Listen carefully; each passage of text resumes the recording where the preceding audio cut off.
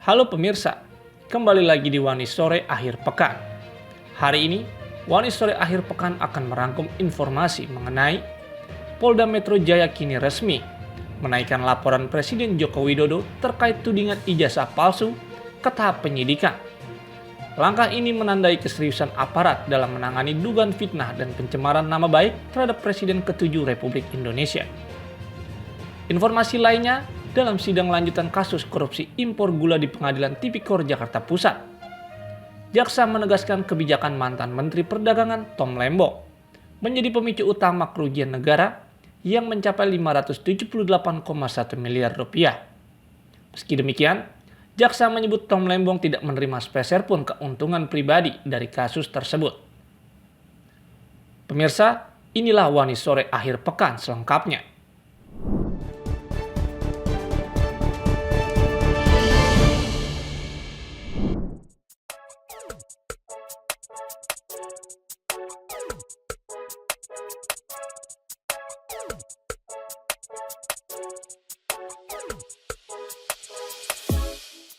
Jaksa Penuntut Umum Kejaksaan Agung menegaskan bahwa meski mantan Menteri Perdagangan Tom Lembong tidak menerima keuntungan langsung dari kasus dugaan korupsi impor gula, kebijakan yang ia keluarkan telah menguntungkan sejumlah pihak.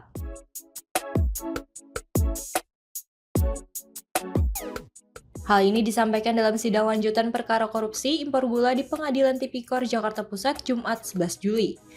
Sebagai tanggapan atas nota pembelaan atau pledoi dari Tom Lembong, jaksa menjelaskan bahwa kebijakan Kementerian Perdagangan pada periode 2015 hingga 2016 memberi penugasan kepada PT Perusahaan Perdagangan Indonesia atau PPI yang kemudian bekerja sama dengan sejumlah pihak swasta.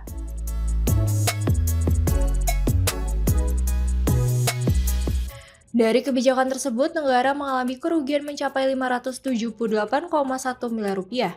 Dengan 515,4 miliar rupiah diantaranya diduga mengalir ke pihak-pihak penerima keuntungan.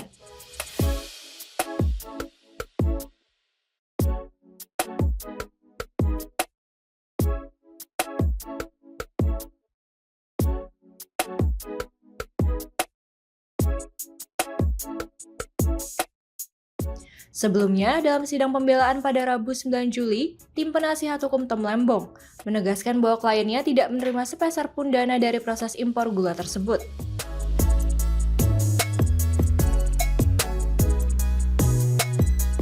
Penasihat hukum Ari Yusuf Amir menyebut proses hukum terhadap Tom syarat dengan kejanggalan dan rekayasa.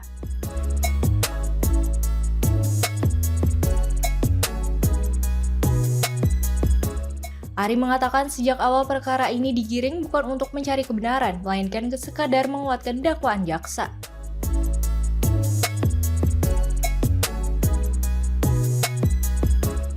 Ia lebih lanjut mengatakan mungkin satu-satunya kasus korupsi di dunia di mana terdakwanya dituduh tanpa pernah menikmati hasil kejahatan tersebut.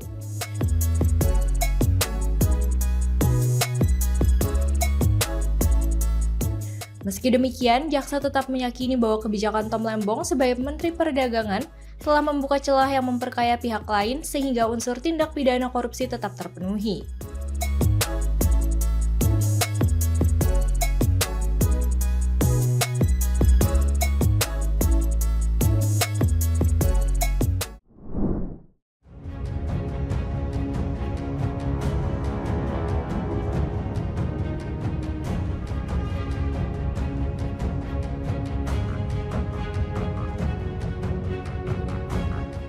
Polda Metro Jaya resmi meningkatkan status laporan Presiden ke-7 Republik Indonesia Joko Widodo terkait dugaan fitnah dan pencemaran nama baik atas tudingan ijazah palsu ke tahap penyidikan.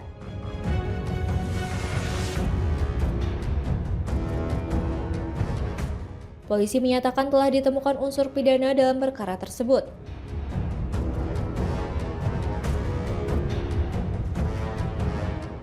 Hal ini merupakan hasil gelar perkara yang dilakukan oleh Subdirektorat Keamanan Negara Direktorat Reserse Kriminal Umum Polda Metro Jaya Kamis 10 Juli.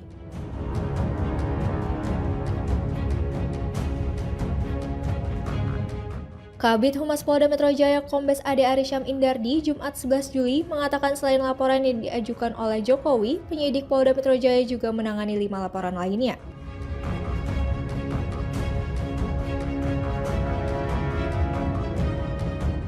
4 diantaranya merupakan hasil pelimpahan dari sejumlah Polres di wilayah hukum Polda Metro Jaya.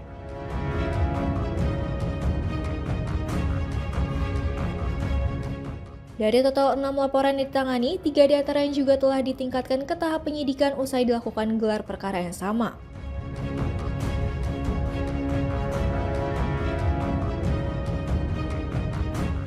Sementara itu, 2 laporan lainnya masih dalam proses karena pelapor tidak hadir saat dimintai klarifikasi.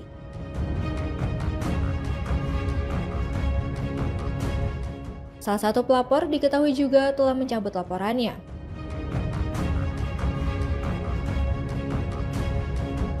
Seluruh laporan tersebut berkaitan dengan tuduhan yang menyebut Presiden Jokowi menggunakan ijazah palsu.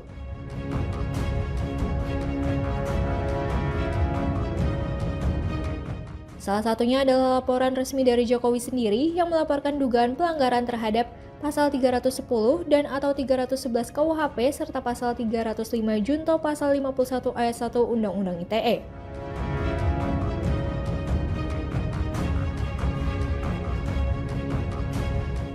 Dalam laporan tersebut, tim kuasa hukum Jokowi menyerahkan sejumlah barang bukti termasuk flash disk berisi 24 tautan video YouTube dan unggahan dari media sosial X atau Twitter serta fotokopi ijazah yang menjadi objek tudingan.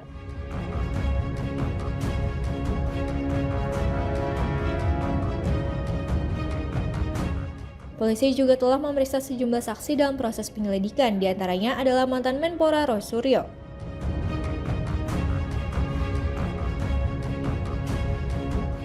Tifauziah Tiasuma atau Dr. Tifa, Mikael Sinagarismon Hasiholan Sianipar, kader PSI Dian Sandi, dan Ajudan Presiden Kompol Syarif Fitriansyah.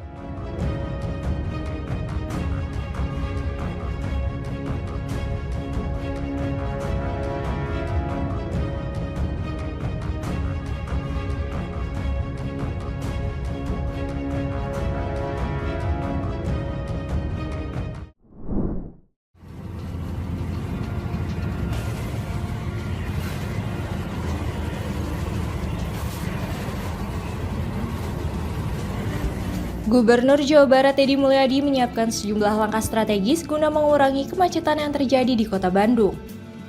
Salah satu upaya yang tengah dilakukan adalah pengembangan sistem transportasi publik yang terintegrasi antar daerah. Belakangan ini, Kota Bandung menjadi sorotan publik bukan karena prestasi, melainkan karena tingkat kemacetannya. Bahkan, Gubernur Jakarta Pramono Anung juga turut menyoroti kemacetan di kota tersebut. Berdasarkan data dari TomTom Traffic Index 2024, Bandung menempati peringkat pertama sebagai kota termacet di Indonesia dan peringkat ke-15 di dunia. Rata-rata waktu tempuh untuk jarak 10 km di kota Bandung mencapai 32 menit 37 detik. Menanggapi situasi ini, Pemprov Jawa Barat tengah mengupayakan pembangunan transportasi publik yang terintegrasi, mengingat provinsi ini terdiri dari 27 daerah otonom yang belum tersinergi dengan baik.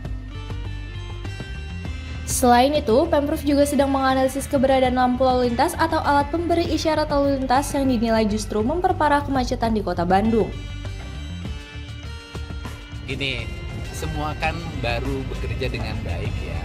Dan Bandung itu kan macet utamanya di Sabtu dan Minggu. Bandung itu karena apa? Karena orang Jakarta kan piknik ke Bandung gitu loh. Dan itu membawa keberkahan bagi UMKM, bagi perhotelan gitu. Nah, problem Bandung itu kan cuma satu. Dari dulu sampai sekarang jalannya tidak mengalami perubahan. Itu saja, itu yang pertama. Yang kedua, kita lagi membuat analisis tentang traffic light. Karena traffic light itu justru bikin macet. Bisa nggak ke depan sih? Traffic light itu membuat menjadi lancar. Kan bisa jadi ini penghitungan yang di sini belum tepat. Ini kita lagi ngitung nih, biar tepat. Yang berikutnya adalah solusinya adalah transportasi publik dan harus terintegrasi. Karena apa? Karena Jawa Barat itu kan terdiri dari kabupaten kota. Setiap kabupaten kota ini wilayah otonom yang punya keputusan sendiri-sendiri. Baru kali ini nih, bupati wali kotanya kompak, terorkestrasi.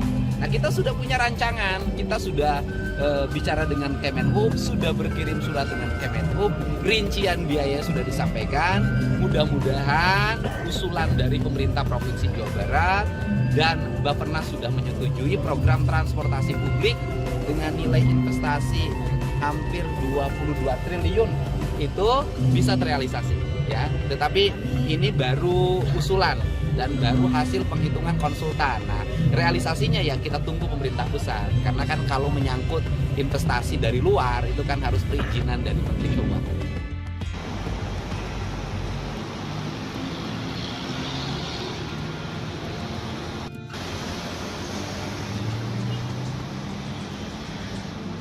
Langkah-langkah tersebut diharapkan dapat menurunkan tingkat kemacetan, khususnya saat akhir pekan yang menjadi puncak kepadatan lalu lintas.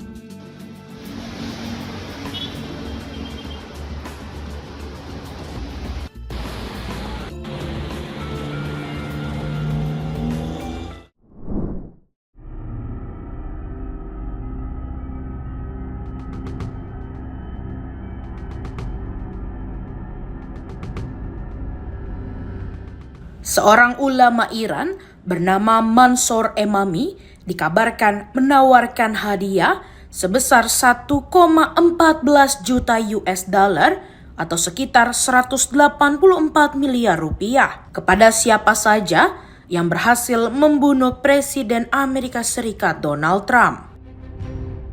Ajakan ini menyusul fatwa sejumlah ulama garis keras Iran yang menyerukan pembunuhan Trump dan Perdana Menteri Israel Benjamin Netanyahu, buntut dari serangan Amerika Serikat terhadap fasilitas nuklir Iran bulan lalu.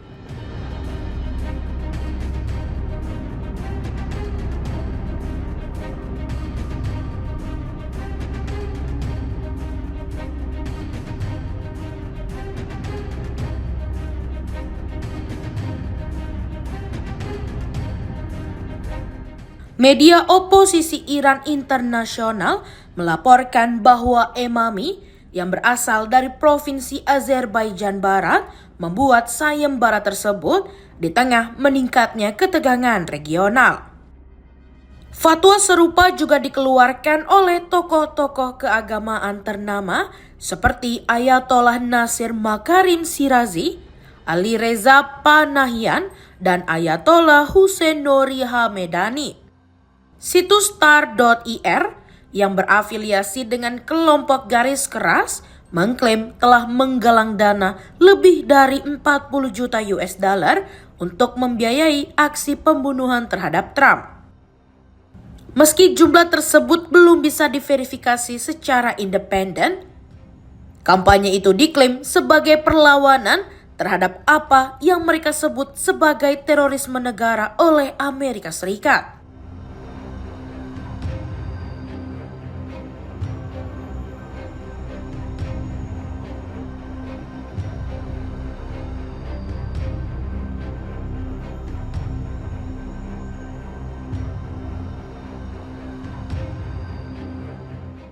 Pakar Iran, Hamid Reza Azizi, menilai fatwa tersebut lebih berkaitan dengan dinamika politik dalam negeri Iran, terutama persaingan antar faksi. Ia menjelaskan bahwa kelompok garis keras sedang berusaha memperkuat posisi menjelang transisi kepemimpinan pasca Khamenei dan kerap memanfaatkan isu luar negeri untuk memperlebar jarak dengan kubu moderat. Sementara itu, mantan penasihat senior pemimpin tertinggi Iran, Mohammad Javad Larijani, sempat melontarkan pernyataan bernada ancaman terhadap Trump dalam siaran televisi pemerintah. Namun, pernyataan tersebut dianggap sebagian pihak sebagai candaan. Menanggapi situasi tersebut, Secret Service Amerika Serikat menyatakan bahwa mereka terus beroperasi dalam lingkungan dengan tingkat ancaman yang tinggi dan keselamatan presiden tetap menjadi prioritas utama.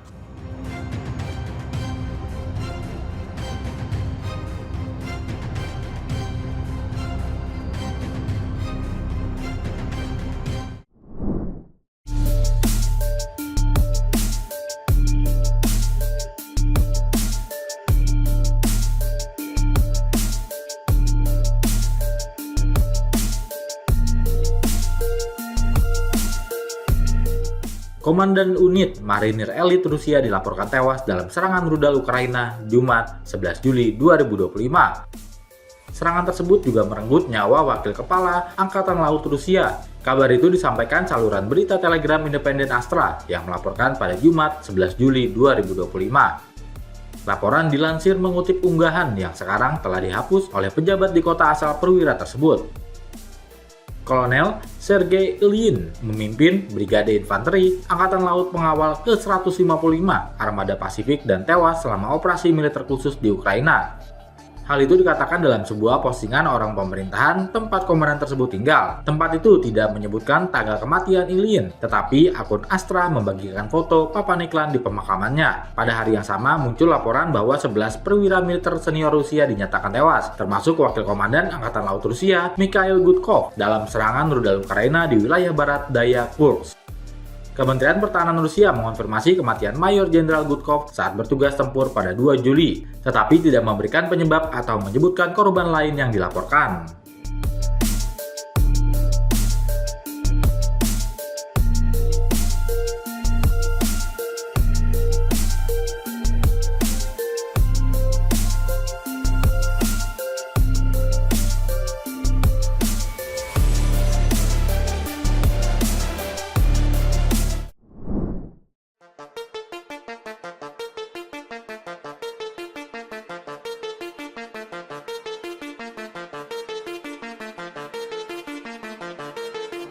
Sergey Brin, salah satu pendiri Google, menanggapi tuduhan PBB bahwa perusahaannya membantu genosida Israel di Gaza.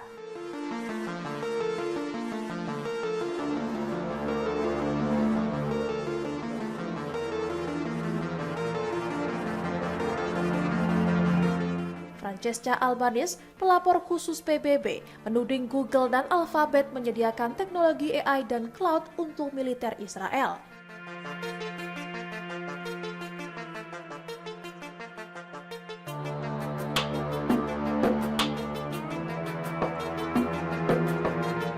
Dalam forum internal, Brin menyebut tuduhan itu menyinggung dan mengkritik PBB sebagai lembaga yang antisemit.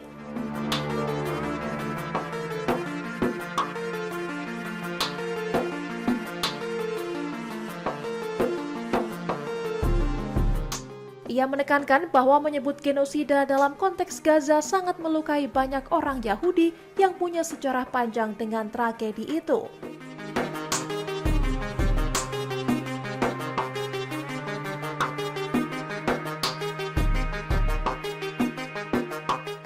Brin juga mempertanyakan kredibilitas PBB dan menyebutnya bias dalam isu-isu terkait Israel.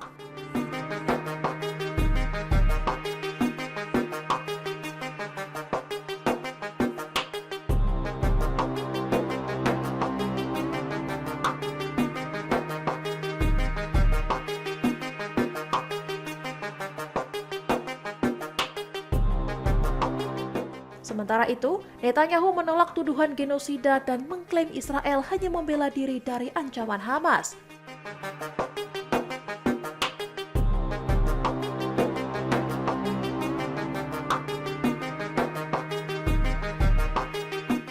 Kementerian Kesehatan Gaza menyebut lebih dari 57 orang, mayoritas warga sipil, tewas sejak operasi militer dimulai.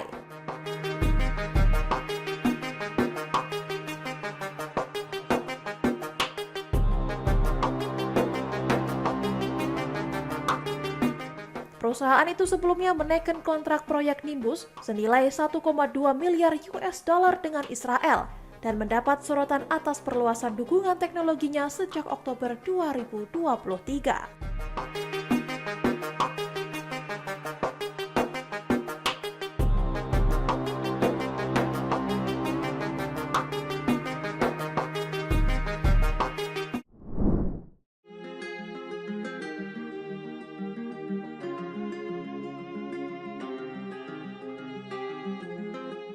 Real Madrid dikabarkan telah mencapai kesepakatan dengan FIFA untuk menjadikan Stadion Santiago Bernabeu sebagai venue final Piala Dunia 2030.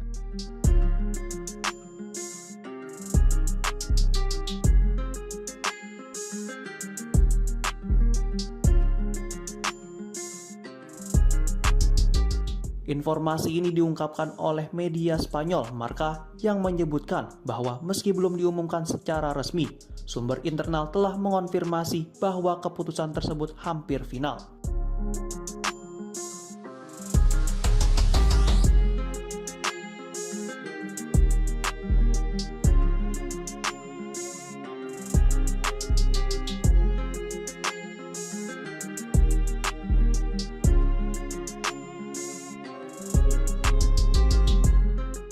Piala Dunia 2030 akan menjadi turnamen bersejarah karena untuk pertama kalinya digelar di 3 negara berbeda, yakni Spanyol, Portugal, dan Maroko.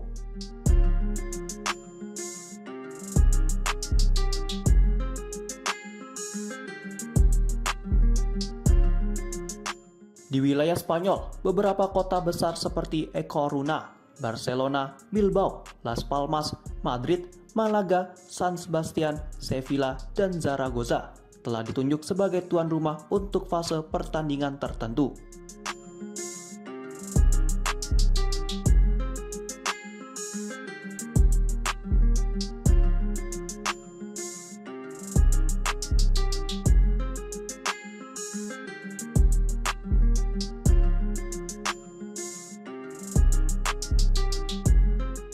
Namun untuk laga puncak, Stadion Santiago Bernabéu di Madrid muncul sebagai kandidat utama.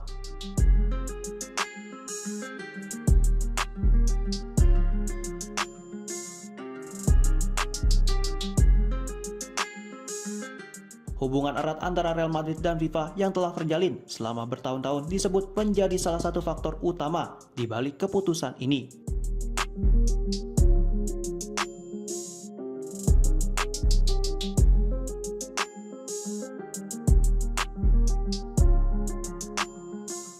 Kerjasama yang solid dan saling menguntungkan antar kedua pihak memperkuat peluang Bernabéu menjadi pusat perhatian dunia pada final Piala Dunia mendatang.